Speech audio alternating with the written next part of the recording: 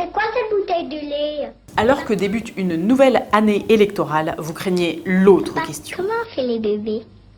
Celle qui concernera ces hommes et rares femmes qui passeront à la télévision. Oui, j'ai C'est qui? employé mon épouse comme Il fait quoi? collaboratrice. Il est gentil ou alors il est méchant?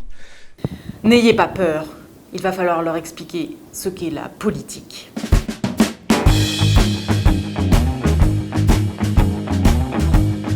C'est quoi la politique?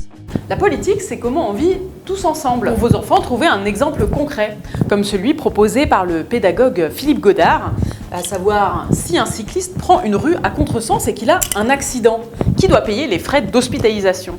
Est-ce la société ou alors est-ce au cycliste parce qu'il était en tort? À vous de trouver le meilleur exemple. Votre difficulté, c'est qu'il va falloir parler politique dans le sens grec du terme. Comment est organisé le pouvoir dans la cité? À quoi sert le président? Comment sont élus les députés? À quoi sert l'Assemblée nationale? Comment est élu le président? Il sert à quoi le président? Parfois, les enfants nous challengent un petit peu avec leurs questions. Vous pouvez toujours répondre « Le président promulgue ». Mais aussitôt, il vous redemandera Ça veut dire quoi? « Bon, ok, évitez d'utiliser des termes que vos enfants ne comprendront pas. » Mais ça veut dire quoi? Que répondre si on ne veut pas dire de bêtises?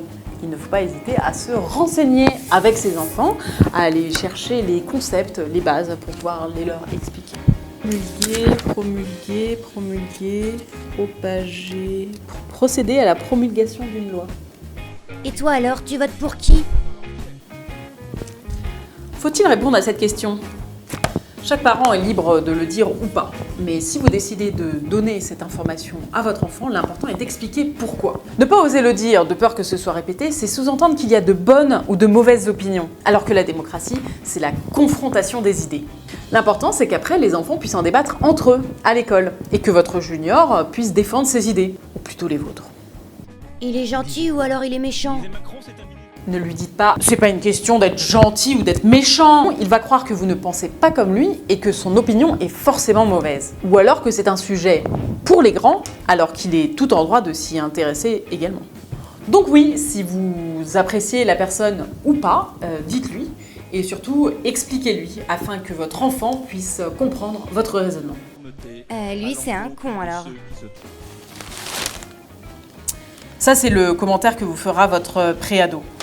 À nouveau, le mieux est d'engager le débat. Pourquoi tu dis ça? Partir de ce que disent les enfants, sans dénigrer, pour expliquer.